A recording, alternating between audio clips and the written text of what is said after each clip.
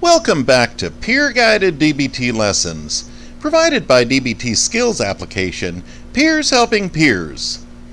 This week's lesson, marked B-1, Between the Modules, we'll be studying chain analysis.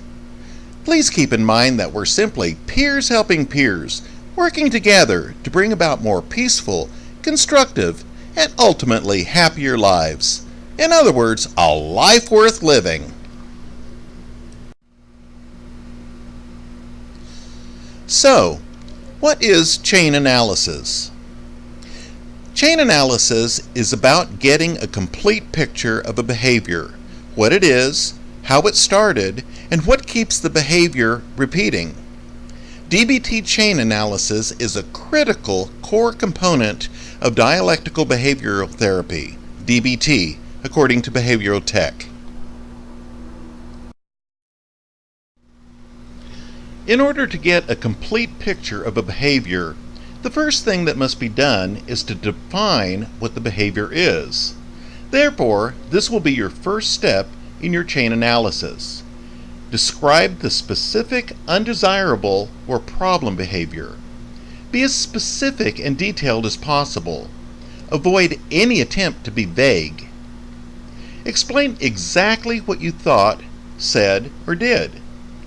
If the undesired behavior is a feeling or emotion, explain exactly what you felt. Describe the intensity of the emotion felt.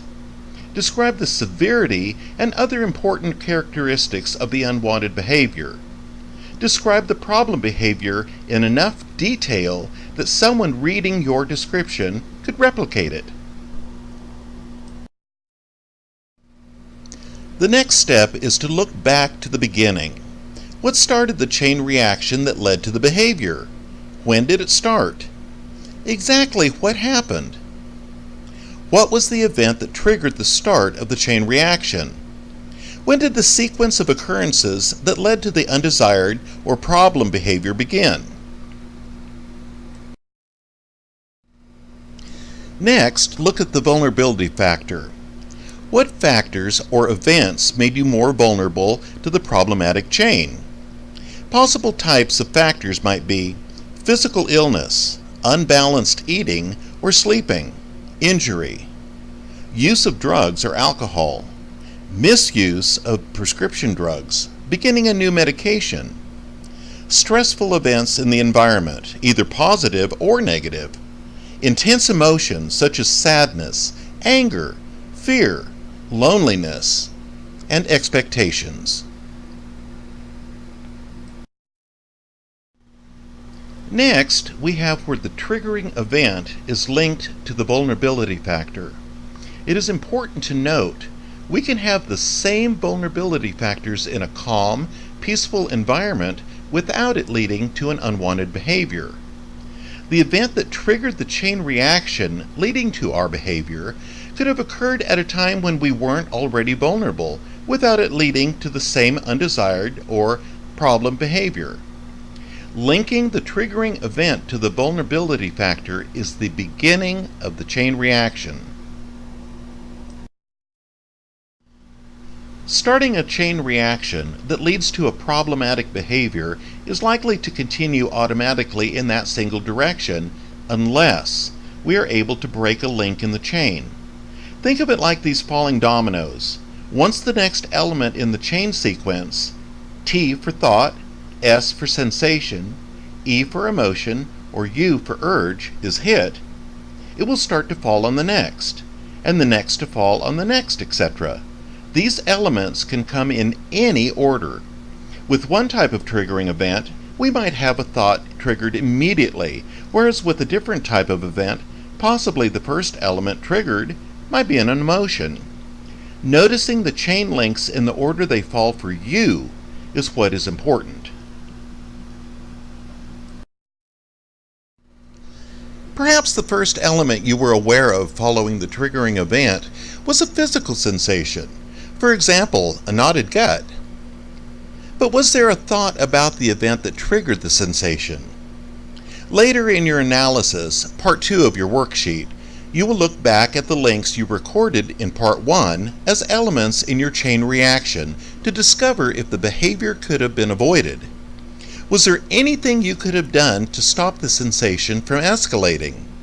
Could you have reframed the thought? Maybe the next element you were aware of following the physical sensation was an emotion. For example, anger. Was the emotion justified? Was there a way you could have changed the emotion? Is there any way you could have turned down the intensity of the emotion? Was there perhaps a thought that triggered the anger? Could the thought have been reframed? Maybe the next element you were aware of following the anger was an urge. For example, to break something. What could you have done instead of following through with your urge? Was there something else that led to that urge? Another thought? Another emotion? No matter the order of your links or the number of links that were involved in your chain reaction, it becomes clear that connecting elements occurred linking the triggering event and the undesired behavior. Only by defining the links in our chain reaction are we able to see a clear picture of the link or links that we could have broken to prevent the domino effect that resulted in the undesirable behavior.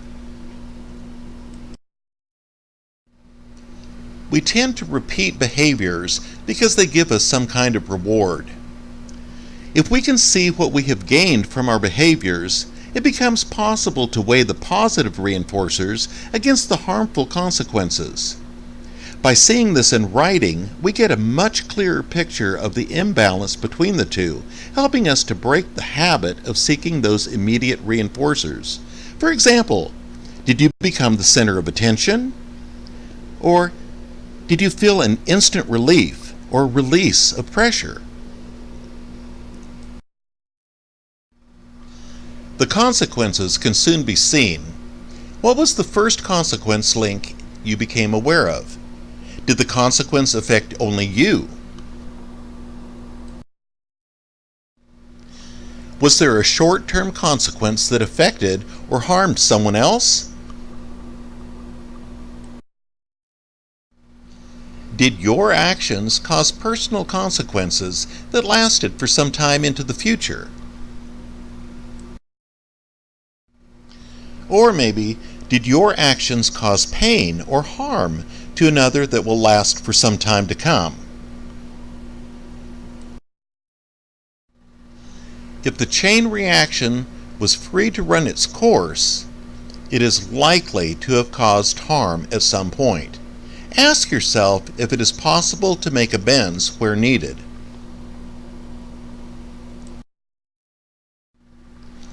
By visualizing the chain reaction of your problem behavior, you are given the tools to learn how to break the chain. You can find the links that you have the skills to break. You also get a clearer picture of how to prevent the chain reaction from starting or happening again.